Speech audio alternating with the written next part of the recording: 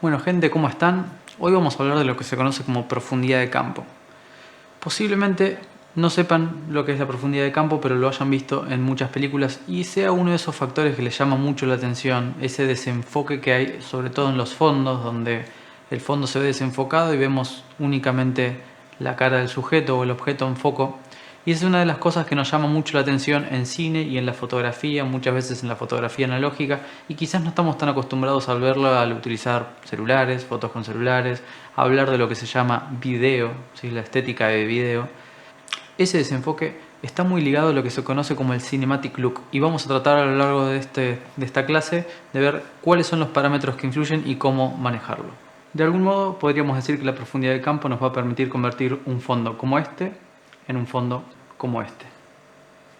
Antes de hablar de la profundidad de campo, una de las primeras cosas que tenemos que definir es qué es lo que hacemos a la hora de enfocar. Bueno, lo primero que tenemos que tener en cuenta es que siempre que estemos enfocando, vamos a estar enfocando a un único punto en la imagen. No podemos tener dos puntos distintos de enfoque en la imagen. Es decir, yo puedo tener varias cosas que estén dentro del mismo foco, pero siempre voy a estar enfocando a una única cosa, que es una distancia. ¿Sí? Esa distancia a la cual yo estoy enfocando se conoce como el plano focal principal, o lo que se abrevia como PFP.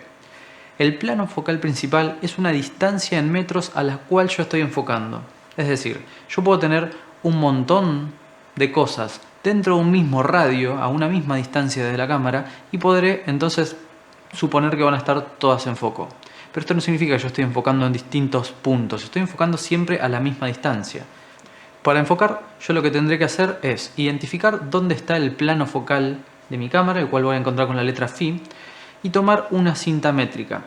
Yo lo que voy a hacer es ubicar un extremo en el objeto en el cual quiero enfocar y el otro extremo exactamente en donde está ubicado el plano focal principal. Luego lo que voy a hacer es girar el dial de foco de mi cámara hasta hacerlo coincidir con la medición que tomé. De este modo lo que estoy haciendo es enfocando a la distancia del plano focal principal que medí con cinta métrica. Este trabajo lo lleva adelante el primer ayudante de cámara, quien se va a quedar en el lado del lente, al lado de la cámara, ubicando el plano focal principal, realizando la medición, y en el otro extremo va a estar el sujeto, el cual va a ser alcanzado por el segundo ayudante de cámara, quien va a sostener por lo general a la altura del ojo, que es el lugar en donde solemos enfocar por lo general, salvo que se diga lo contrario. Entonces, entre primer ayudante de cámara, que se quedará con la cámara y el lente, y segundo ayudante, que estará midiendo en el ojo, se realizará la medición. Para realizar la medición al plano focal principal suelen utilizarse las herramientas más clásicas, como por ejemplo una cinta métrica, ¿sí? Esta es de las más simples, las más comunes, la cual nos puede llegar a venir muy bien. Algunas cintas más largas, porque cuando estamos trabajando con mediciones de cine podemos llegar a necesitar mediciones mucho más largas. No obstante, este tipo de cintas que tenemos acá, que son metálicas, pueden llegar a lastimar a alguna persona en el caso de que se retraiga con mucha velocidad. Puede llegar a dañar a alguna persona y también puede llegar a dañar el equipamiento, por lo cual tratamos de evitarlos y reemplazamos esto con mediciones de cintas de tela, por ejemplo, las cuales son muy baratas, o también con mediciones láser. Este tipo de punteros de medición mediante refracción láser lo que nos va a permitir es tomar una medición y conforme yo voy variando la distancia a la mano, en este caso, me va entregando una medición. Yo puedo llegar a tener algún lente que tenga una medición en metros, puedo llegar a hacer una medición propia poniendo una cinta alrededor. En el caso de los lentes de fotografía, algunos tienen en la parte superior. En el caso de los lentes de cine, la mayoría lo tiene escrito en el barril en el lado lateral, pero hay algunos lentes de fotografías que no tienen y nos van a requerir hacer mediciones a determinadas distancias, poner un cuadro conocido como estrella de Siemens a 1 metro, enfocarlo, medirlo y anotarlo. A 2 metros, a 3 metros, mientras más mediciones podamos llegar a poner, mejor, porque tendrá más precisión el foco. Habiendo definido entonces que únicamente estaremos enfocando a un único punto, nos queda hablar de lo que se conoce como el foco aparente. El foco aparente es todo aquello que podemos considerar que está en foco, ¿sí? No obstante, no hay que olvidar que únicamente estaremos enfocando a un punto. Es decir, si yo estoy enfocando a 1 metro y 1 centímetro técnicamente ya está fuera de foco. 99 centímetros está técnicamente fuera de foco. A pesar de esto, cuando miramos una imagen podemos llegar a decir, ok, pareciera que todo esto por delante y por detrás, por ejemplo, estos 30 centímetros parecieran estar en foco. Eso puede llegar a ser visualmente correcto, pero técnicamente sería incorrecto. Entonces ahí es donde hablamos de un foco aparente. Estamos enfocando el plano focal principal a 1 metro, por ejemplo, pero podemos llegar a decir que, por ejemplo, mi mano que está aquí pareciera estar dentro del foco aparente y mi mano acá también pareciera estar dentro del foco aparente. Entonces, si yo tomara, por ejemplo, la cinta métrica y realizara una medición, podría llegar a decir que tengo una profundidad de campo, si pierdo el foco más o menos por acá, y si pierdo el foco más o menos por acá, de 90 centímetros. En el caso de esta imagen, lo que puedo llegar a ver es que tengo un foco aparente de más o menos un pie o un paso por detrás del sujeto principal y no llegamos a un paso donde ya perdemos el foco por delante de él. Es decir, si analizamos el sujeto que está detrás del sujeto principal, el cual consideramos que está más o menos a un paso, un pie por detrás del sujeto, podemos considerar que está en foco. Sin embargo, el sujeto que está a su derecha ya lo consideramos fuera de foco y está también a un paso. Entonces, en ese caso, si estamos hablando que es un paso por delante y un paso por detrás, podemos suponer una distancia más o menos similar a la que estuvimos midiendo, como mucho 70 a 90 centímetros. Estamos estimándolo, hay herramientas mucho más precisas que nos van a permitir calcular la profundidad de campo. Entonces, ya podemos estar hablando que el foco aparente se puede llegar a medir, ¿sí? Lo podemos llegar a medir en metros, lo podemos llegar a cuantificar, y eso es lo que nosotros efectivamente llamamos la profundidad de campo. ¿Cuánta área por delante o cuánta porción hay por delante y por detrás del plano focal principal al cual estamos enfocando, el cual podemos llegar a considerar que está aún así dentro del foco aparente? Ya sabemos que no está en foco, pero lo podemos considerar dentro de un foco aparente. ¿Cuándo entonces consideramos que un objeto está en foco? Bueno, cuando un punto del exterior se corresponde con un único punto al interior de la cámara. Es decir, si yo tengo una imagen que puedo considerar una sucesión de puntos, yo tendré un punto único por un punto único en el plano focal.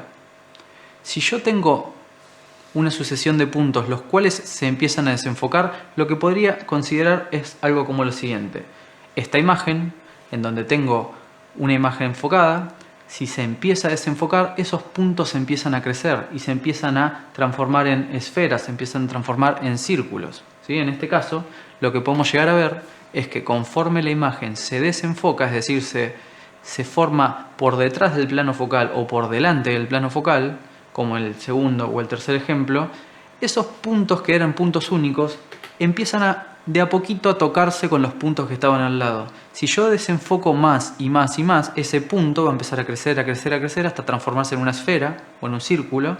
Y ahí es donde hablamos de el concepto del círculo de confusión, ¿sí? Cuando un punto deja de ser un punto que yo puedo separar de los puntos aledaños y se empieza a confundir con los puntos que estaban al lado, es decir, esos círculos se confunden entre sí y ya no los puedo separar, es cuando hablamos de el límite, cuando decimos esta imagen ya está teóricamente fuera de foco. Entonces, el círculo ese, el punto, puede llegar a tener un tamaño máximo al interior del plano focal, el cual va a considerarse en foco y después de ese tamaño máximo ya se va a considerar fuera de foco. Esto entonces va a depender de un montón de cosas. También, entre esas cosas, del tamaño del plano focal. No es lo mismo el desenfoque que puede llegar a tener un punto en una película de Super 8 milímetros, la cual puede llegar a tener un tamaño muy pequeño, respecto de el desenfoque que puede llegar a tener un punto en un fílmico, por ejemplo, de 72 milímetros, el cual puede llegar a tener este tamaño, ¿sí? El punto admisible sería más grande. En cambio, en una película muy pequeña, el punto, si crece un poquito, ya se podría considerar fuera de foco. De este modo, el concepto de círculo de confusión va a variar de formato a formato, de sensor a sensor, de cámara a cámara. Y también un aspecto que tenemos que tener en cuenta es qué va a pasar con un punto que yo voy a mirar en una foto, en una revista, por ejemplo, y qué va a pasar con un punto, cuál es el tamaño máximo que puede llegar a tener un punto si yo lo voy a mirar en una pantalla de cine gigante, por ejemplo, en un IMAX. Volviendo al ejemplo que tenemos acá de la película Camino a la Perdición, quien haya visto la película puede llegar a identificar al personaje principal, pero quien no haya visto la película puede identificar rápidamente que el personaje ubicado en el tercio derecho, superior derecho, es el personaje principal. No solo porque la composición ayuda, sino también porque el foco, la profundidad de campo, es una de las cosas que más nos va a servir para direccionar, ¿sí? Para de alguna manera llamar la atención del espectador, para direccionar la atención de un lugar al otro. Muchas veces vamos a utilizar recursos como lo que se conoce como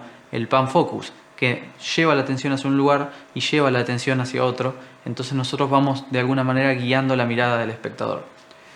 Esto va a ser uno de los elementos claves para hablar del punto de interés, el punto máximo de interés. Hay varios factores. El sujeto este claramente tiene una iluminación adicional, tiene un foco adicional, ¿sí? Tiene una ubicación dentro del encuadre, ¿sí? Hay un montón de elementos, podemos hablar del color, etcétera, que van a determinar el punto máximo de interés de esta imagen. Pero ciertamente si yo cambiara el foco a un sujeto como los que están quizás por delante, la atención del espectador iría inevitablemente hacia los sujetos que están adelante, más allá de que se encuentren en otro lugar del encuadre, más allá de que tengan menos iluminación y demás. Entonces, el uso del foco pasa a ser una herramienta fundamental para estructurar y guiar la mirada del espectador. En este caso podríamos estar hablando de que hay una profundidad de campo o un foco aparente de un par de centímetros, podríamos decir como mucho 80 centímetros, 1 metro, hablando de valores sumamente en el aire, podría calcularse si tuviéramos más información, pero si estimamos podemos hablar de una porción poca profundidad de campo dentro de todo. Mientras que si analizamos esta imagen, lo que estamos teniendo es en esta catedral, la cual posee tanto el ventanal del fondo como las imágenes que están en la parte, digamos, más cercana a donde está realizada la toma, todo en foco, ¿sí? Es decir, yo ya sé que el foco es uno solo, yo ya sé que hay un único punto de foco real en la imagen, pero si yo miro esta imagen puedo decir, che, ventanal está bien, la parte que está cerca de la cámara también está bien enfocada, ¿sí? Entonces todo eso es el foco aparente. ¿Cuánto es el foco aparente en este caso? Metros, 50 metros, 80 metros, no sabemos cuánto mide esta catedral, pero ciertamente son muchos metros de profundidad de campo. Entonces, en este caso estamos hablando de mucha profundidad de campo, en el caso anterior estábamos hablando de poca profundidad de campo. Resulta entonces fundamental para poder guiar esta mirada del espectador y poder decidir sobre esto, saber entonces cuáles son los elementos que van a determinar esta profundidad de campo. Podríamos definir entonces como a mayor profundidad de campo tendremos más objetos en foco y a menor profundidad de campo tendremos menos objetos en foco. Como habíamos adelantado en el ejemplo de Camino a la Perdición, cuando había un sujeto a un paso por delante, ese sujeto ya se nos iba de foco, y cuando teníamos un sujeto a un paso por detrás, ese sujeto estaba en foco. Entonces podemos ver que esa distribución de la profundidad de campo no es simétrica. Yo lo que voy a obtener es que a un determinado plano focal principal, yo puedo calcular la profundidad de campo total, que puedo suponer que es 1 metro, por ejemplo. Lo que voy a obtener es que la distribución se va 1/3 por delante de ese plano focal principal y 2/3 por detrás. Entonces, si yo estaba enfocando a 1 metro, por ejemplo, y tengo 1 metro de profundidad de campo total, supongamos, ¿sí? 1 metro sería algo más o menos así, lo que voy a obtener es que 30 centímetros, 33 centímetros van a estar por delante y unos 66 centímetros van a estar por detrás. Esto quiere decir que si yo, por ejemplo, estoy en este encuadre con una profundidad de campo determinada, si me muevo un poquito para adelante ya me voy de foco, pero si yo me muevo un poquito para atrás todavía mantengo el foco, ¿sí? Esa distribución uniforme, esa distribución asimétrica, yo la podría contemplar para una situación de mesa donde quizás tengo un personaje que se va a apoyar sobre la mesa y sé que voy a tener que hacer una compensación de foco, pero si el personaje se va para atrás, quizás no tengo necesidad de hacer esa compensación de foco. También lo puedo usar para una situación de 2 personajes y de elegir de qué manera voy a promediar el foco entre los dos, si es que están a distintas distancias. Bueno, todas estas cuestiones podemos llegar a utilizarlas a nuestro favor. De esta manera entonces va a resultar fundamental saber cuáles son los elementos que van a determinar la profundidad de campo.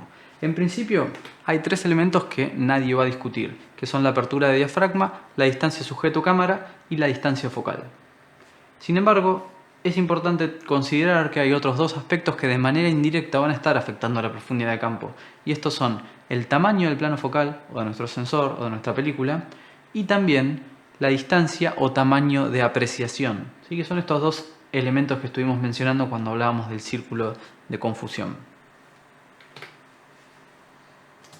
Comenzando por el diafragma, yo lo que puedo encontrar es que a una apertura de diafragma f1.4, por ejemplo, una apertura grande, lo que voy a obtener es menos profundidad de campo. ¿Sí? Una apertura 1.4, una apertura f2, son aperturas de diafragma grande. Lo que voy a obtener con aperturas grandes es poca profundidad de campo. ¿Sí? ¿Qué quiere decir esto? Si yo enfoco en mis ojos y con una apertura grande, lo que voy a obtener es que el fondo se va a desenfocar. Si nosotros tenemos un lente, por ejemplo, 50 milímetros y estamos enfocando a 1 metro, si yo abro el diafragma, tengo una apertura de diafragma grande, lo que voy a encontrar es que el fondo está más desenfocado. De este modo, si yo abro el diafragma, voy a lograr desenfocar los objetos que están por detrás y por delante del plano focal principal. Y si yo cierro el diafragma, lo que voy a hacer es obtener más profundidad de campo, es decir, estar enfocando un poco más el fondo y enfocando un poco más los objetos que están por delante también del plano focal principal. Lo que tengo que tener en cuenta es que yo voy a estar teniendo una variación de luz. Si yo abro el diafragma, voy a estar sobreexponiendo la imagen. Si yo cierro el diafragma, voy a estar subexponiendo la imagen. Por lo cual, voy a tener que compensar la exposición. Es importante tratar de utilizar diafragmas plenos, por ejemplo 1.4, 2, 2.8, 4, 5, 6, para poder utilizar filtros. Por ejemplo, si yo abro el diafragma y estoy en un F4, por ejemplo, y abro dos stops para irme a un F2, rápidamente lo que puedo hacer es tomar un filtro ND6 y colocarlo delante de la cámara. Si yo de F4 me fuera, por ejemplo, a F2, lo que estaría haciendo es sobreexponiendo, pero al momento de poner el filtro, lo que estaría es recuperando la exposición correcta. Cuando termino de realizar la grabación con poca profundidad de campo, quizás deseo volver a mucha profundidad de campo o a mayor profundidad de campo, entonces lo único que tengo que hacer es retirar el filtro, se me sobreexpondrá la imagen, pero nuevamente puedo cerrar el diafragma, dos stops. Trabajar con stops completos, es decir, estos múltiplos de 1.4 en mi escala de diafragma, me va a permitir utilizar los filtros en 0.3, 0.6, 0.9 para variar 1, 2, 3 stops respectivamente, etc. El siguiente parámetro que podríamos mencionar es la distancia focal. Aquí lo que podemos ver son dos aperturas de diafragmas constantes. En el ejemplo de arriba estamos teniendo un f2.8 y en el caso de abajo también tenemos un f2.8.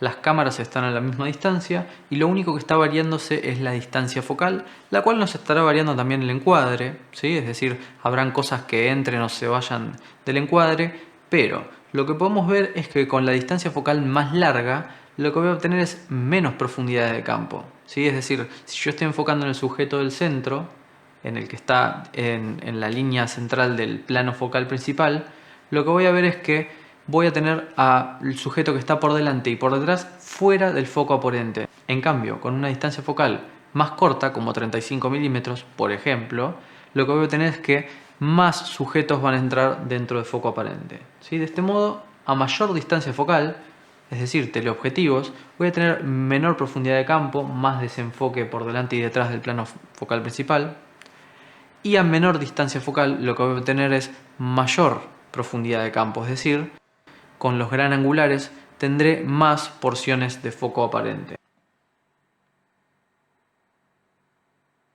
Si retomamos las imágenes que estábamos mencionando al principio, entonces posiblemente la imagen que remitía a la película Road to Perdition habrá estado entonces fotografiada con un teleobjetivo. En cambio, la imagen de la catedral estará tomada con un gran angular porque tiene mucha más profundidad de campo. De este modo, entonces, a mayor distancia focal, teleobjetivos, tendremos menor profundidad de campo o menos sujetos en foco aparente, y a menor distancia focal, por ejemplo, gran angulares, lo que tendremos es mayor profundidad de campo o mayor superficie o más sujetos u objetos en foco aparente. Por último, nos queda hablar de la distancia sujeto-cámara o plano focal principal. También podríamos llegar a decir porque suponemos que estaremos, si nos acercamos o nos alejamos de un sujeto, estaremos enfocando en ese sujeto, ¿sí? Si yo no varío el barril de enfoque, si yo no varío la distancia a la cual estoy enfocando, no estoy variando la distancia sujeto-cámara. Es decir, si yo me acerco y mi mano simplemente se va de foco, no estaré variando la profundidad de campo? La profundidad de campo sigue siendo la misma comprendida entre aquí y aquí, por ejemplo, ¿sí? Pero si yo enfocara en mi mano, lo que estaría es variando la distancia a la cual estoy enfocando o variando el plano focal principal.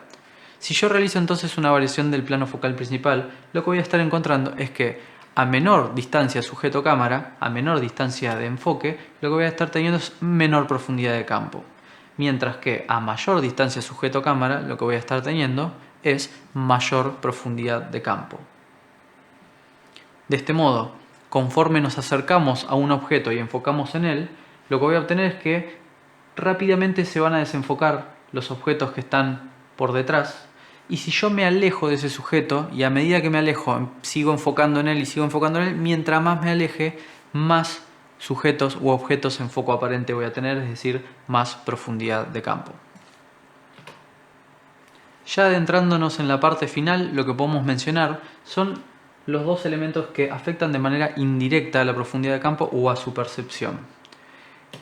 En el caso de lo que tiene que ver con la distancia de apreciación o tamaño, lo que podemos mencionar como cosa más importante es cuando trabajamos, por ejemplo, con nuestras cámaras DSLR.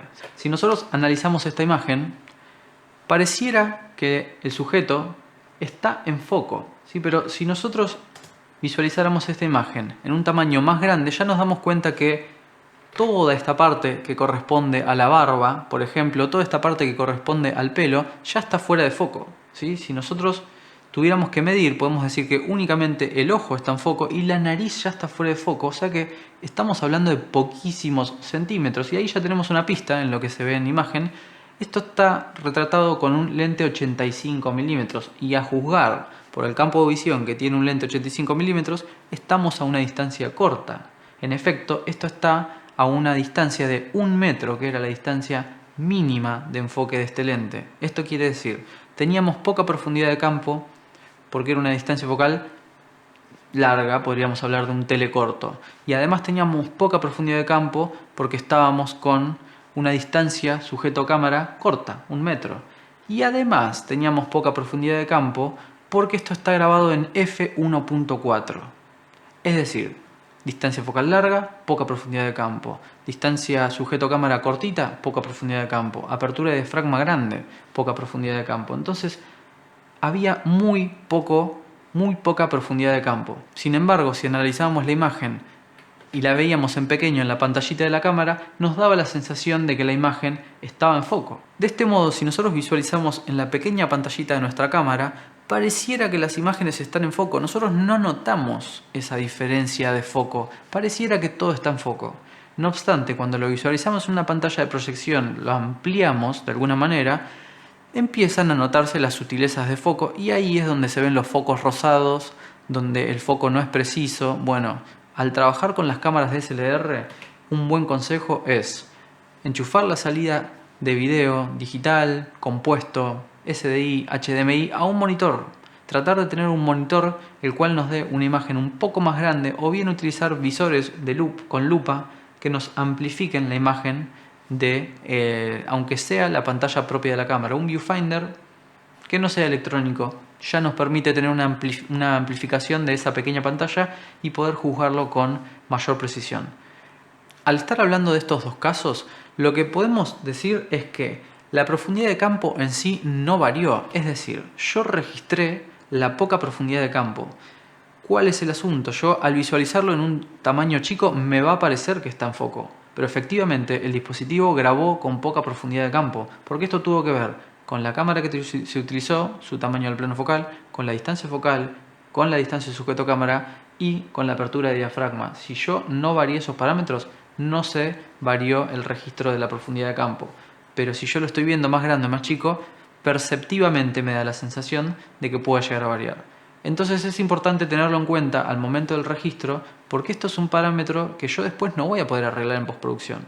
Y también es importante tenerlo en cuenta a la hora del registro, porque quizás yo estoy teniendo muchas precauciones en un trabajo que sé quizás que, por ejemplo, va a terminar en una pantalla chica y no tendría que preocuparme demasiado por la profundidad de campo, quizás, porque quizás va a ser únicamente visualizado en celulares, o quizás voy a estar haciendo un trabajo para una pantalla grande que va a terminar en proyecciones en pantalla grande y no le estoy dando la precisión que debería, porque luego al verlo en pantalla grande yo estaré viendo todas esas imperfecciones que no había contemplado en el trabajo.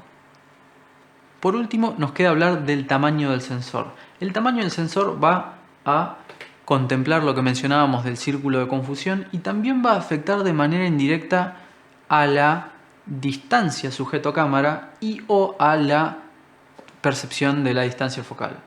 En este ejemplo lo que estamos viendo es, en el lado izquierdo, una cámara full frame con un lente 24 milímetros. Esto nos da un pequeño desenfoque en el fondo. Sin embargo, si yo trabajara con una cámara con un sensor más pequeño, por ejemplo, un APS-C, ¿sí? Es decir, un Super 35 milímetros como el que tienen la mayoría de las DSLR que no son full frame, lo que vamos a encontrar es un recorte, un factor de recorte que podremos calcular y demás. Y si yo pusiera el mismo lente, 24 milímetros, en esa cámara con un recorte, lo que tengo es efectivamente un recorte donde no veo los edificios del fondo y demás. Hasta ahí pareciera que no habría ninguna diferencia. De hecho, si yo ampliara esa imagen a pantalla completa, hasta tendría menos profundidad de campo, ¿sí? Entonces yo tengo dos caminos posibles: mantener ese recorte y entonces tener una pequeña profundidad de campo, una menor profundidad de campo, porque de alguna manera me estoy acercando, y ya dijimos que distancia o tamaño serían como dos caras de la misma moneda. Entonces, si yo no compenso el recorte, voy a tener menos profundidad de campo. Pero, si yo hiciera, por ejemplo, lo siguiente, al 24 milímetros de APS-C, trato de recuperar el campo de visión, es decir, ¿cómo recupero el campo de visión en un sensor crop? Inevitablemente tengo que acortar la distancia focal. Si yo tenía un 24, entonces me puedo ir, por ejemplo, a un 14 milímetros. Al irme al 14 milímetros recuperé el campo de visión, pero lo que estoy teniendo es menor distancia focal, ¿sí? Me fui a un gran angular, menor distancia focal, entonces tengo más profundidad de campo.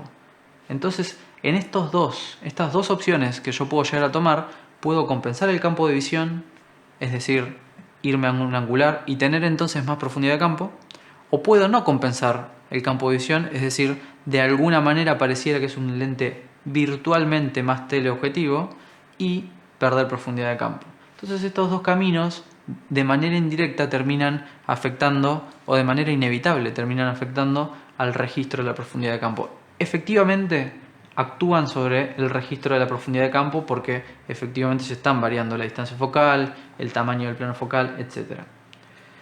No hay que perder de vista, de todos modos, si nos adentráramos en lo que fuera lentes y objetivos, un 24 milímetros va a tener la distancia focal de un 24 milímetros, aunque cambiemos de tamaño de plano focal, es decir, la compresión del espacio va a seguir siendo la misma, su propia distribución de la profundidad de campo va a ser la misma, pero las decisiones que yo tome sobre el plano focal después van a remitir de alguna manera a un resultado o a otro. Si comparáramos entonces estas dos imágenes, lo que vamos a encontrar es que en el full frame con el 24 milímetros los edificios del fondo estarían levemente desenfocados y las gradas que están por delante estarían levemente desenfocadas también, mientras que si yo a la misma distancia recupero con un gran angular el campo de visión, lo que voy a obtener es que al usar una distancia focal más corta estoy enfocando más la imagen. Yo podría haber tomado también la decisión de haberme alejado. Si yo me alejo con el lente 24 milímetros en una cámara con un factor de recorte, ¿sí? Es decir, con un sensor más pequeño, nuevamente lo que voy a obtener al alejarme es más profundidad de campo. Entonces, inevitablemente, si yo tomo la vía de compensar la pérdida del campo de visión, lo que voy a estar obteniendo es mayor profundidad de campo. De este modo resulta fundamental aprender a realizar, por ejemplo, lo que se conoce como el pan focus, que es el desplazamiento del foco hacia adelante o hacia atrás, o, digamos, cambiar el plano focal principal.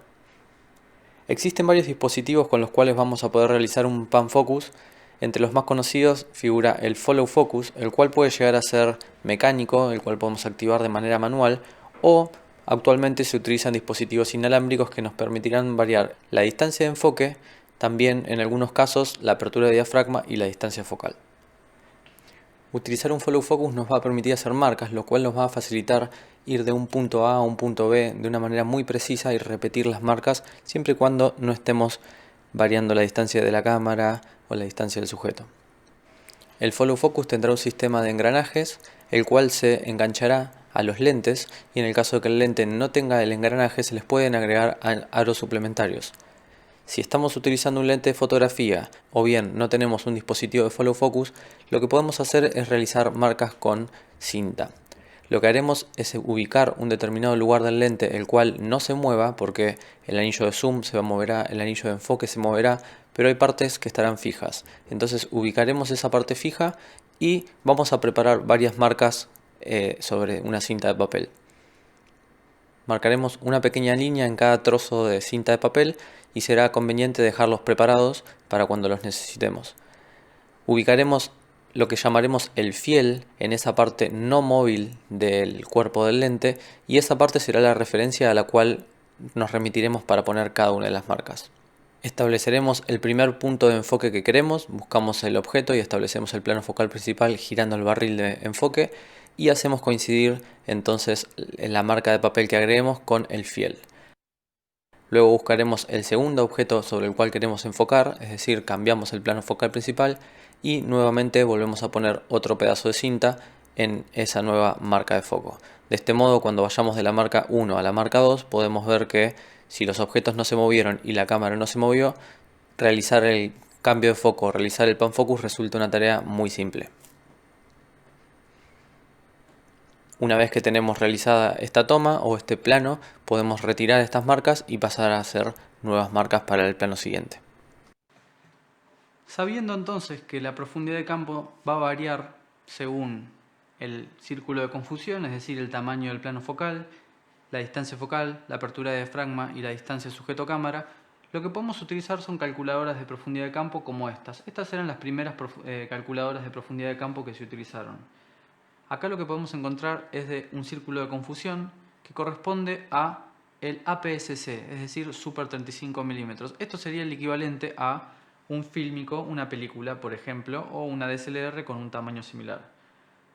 Este disco es válido para un lente de distancia focal de 85 milímetros. Si yo quisiera utilizar un lente con otra distancia focal, por ejemplo, acá lo que tengo es para un lente de 35 milímetros con el mismo plano focal, es decir, el mismo círculo de confusión. Ahí nos dice, ese es el tamaño máximo que puede llegar a tener el punto, 0,019 milímetros.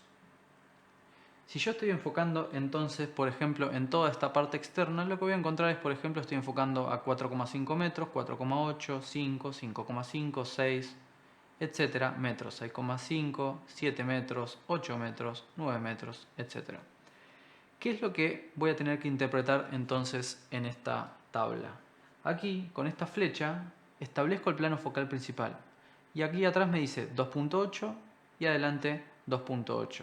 También puedo elegir 4 o 4 o 5.6 o 5.6. Todos estos son mis posibles diafragmas. Y todo esto que estoy acá eligiendo acá arriba es a qué distancia estoy enfocando. ¿Qué me está indicando esto? Si yo uso un lente 85 milímetros y enfoco a 5 metros, con un diafragma 2.8 por delante, es decir, en vez de a los 5 metros, hasta los 4,8 metros voy a estar en foco. Y por detrás voy a estar hasta aquí, que corresponderá a los 5 metros 25, por ejemplo.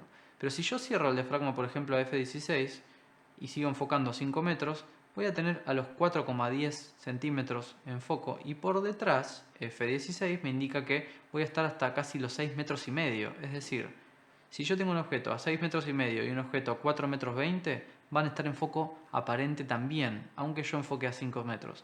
Si yo giro, por ejemplo, esta calculadora, lo que puedo encontrar es qué pasaría si yo enfoco a 10 metros.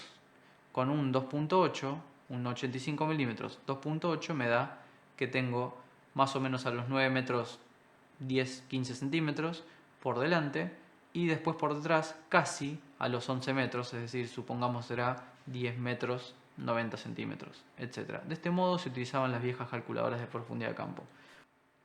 Hoy por hoy lo que utilizamos son aplicaciones para celular, como en este caso la aplicación llamada DovCalc, que me parece una de las más completas, la cual nos va a permitir en principio elegir el tamaño del plano focal. Entonces supongamos que estamos utilizando, por ejemplo, una DSLR de Canon, ¿sí? Al establecer una DSLR, por lo general lo que estamos estableciendo es un tamaño del plano focal correspondiente a un APS-C, es decir, similar a un Super 35, una cámara con sensor crop. Si no, lo que tendríamos que establecer en el caso de Canon, por ejemplo Canon 1D o 5D, que son cámaras con sensor full frame, ¿sí? Lo mismo para Nikon y demás, tendríamos que establecer de manera precisa cuál es el modelo de cámara que estamos utilizando. Si tenemos alguna duda, lo que podemos establecer es exactamente cuál es el tamaño del círculo de confusión y podríamos utilizar algún foro de Google para identificarlo e indicarlo acá de manera precisa. Por el momento vamos a elegir una Canon DSLR y acá lo que vamos a estar encontrando es que tengo la apertura de diafragma. Yo tengo toda mi escala de diafragma por aquí, la cual puedo ir variando. Vamos a establecer, por ejemplo, el ejemplo que estábamos mencionando en la diapositiva de distancia o tamaño de precisión, que era una apertura de f1.4. Estábamos utilizando una distancia focal de 85 milímetros en el ejemplo mencionado, así que vamos a elegir 85 milímetros. Y estábamos a una distancia, focus distance, que sería el plano focal principal, de, vamos a elegir en metros, 1 metro, sería básicamente por aquí.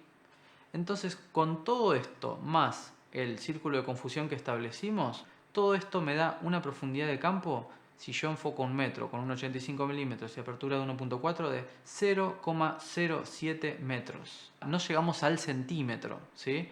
Y acá lo que nos dice es cuál es el foco por delante, el foco que tenemos por delante de ese plano focal principal que está a 1 metro, y cuál es el foco que está por detrás, ¿sí? Estamos con 7 milímetros de profundidad de campo. Si yo quisiera obtener más profundidad de campo, es decir, si yo quisiera, por ejemplo, que la nariz del sujeto, yo estaba enfocando en los ojos, y la nariz del sujeto que se mide en foco entra en foco y las orejas del sujeto que se iban de foco entran en foco, lo que podría llegar a hacer, por ejemplo, es cerrar el diafragma. Si yo variara la distancia sujeto-cámara, sería válido. Estaría variando el tamaño de plano, no lo quiero hacer.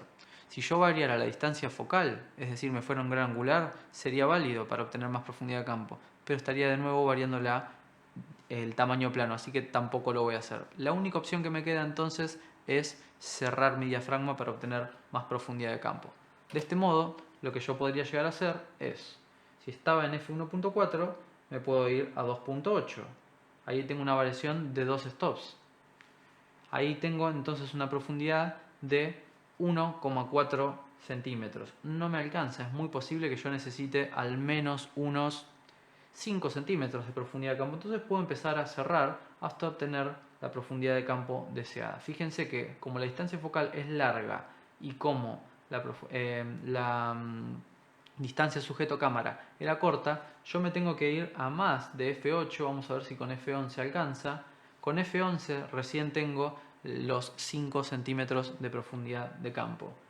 Es decir, con 85 milímetros a 1 metro f11 yo estaría teniendo finalmente mis 5 centímetros de profundidad de campo que me permitirían, por ejemplo, enfocar desde el ojo a la nariz y quizás también la oreja. Si yo quisiera enfocar todo el fondo, todo por delante de la nariz y demás, lo que tendría que hacer es posiblemente alejarme y resignar el tamaño de plano corto. Si quiero un tamaño de plano corto con una distancia focal larga y a poca distancia, inevitablemente tendré que cerrar muchísimo, por ejemplo, mi diafragma. Todos estos parámetros se van a estar contrarrestando y contraponiendo entre sí. Entonces yo puedo elegir si abro el diafragma, si cierro el diafragma, si me acerco, si me alejo, si estiro la distancia focal, la corto, etc. Lo único que no voy a poder variar posiblemente sea el tamaño de mi plano focal. Pero elegir entonces de manera precisa, calcularlo, me va a permitir tomar decisiones en preproducción. También puedo llegar a utilizar estas cuestiones para ver luego cuánta luz voy a necesitar, puedo calcular con un fotómetro y para trabajar con mi f5.6 o para trabajar con mi f8, ¿cuánta luz necesito? Si tengo entonces una escena, por ejemplo, con danza, posiblemente no estaré grabando con una distancia focal muy larga, quizás estoy utilizando una distancia focal de 24 milímetros, por ejemplo, y estaré enfocando a unos 4 metros, por ejemplo, si estoy haciendo una videodanza, por mencionar algo, entonces tengo un 24 milímetros a 4 metros. Y yo quiero una profundidad de campo que me alcance, por ejemplo, para estar haciendo mucho movimiento sin tener que variar mucho. Así que quizás 3 metros de profundidad de campo me alcanzan. Si yo me voy a un F2, por ejemplo, tengo 2 metros. Si me voy a un F2.8, tengo 3,4 metros.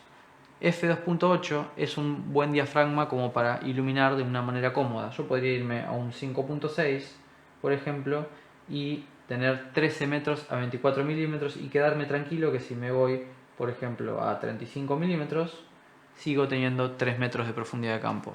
F5.6 puedo entonces tomar un fotómetro luego y calcular entonces cuánta luz en foot candles o en lux voy a necesitar.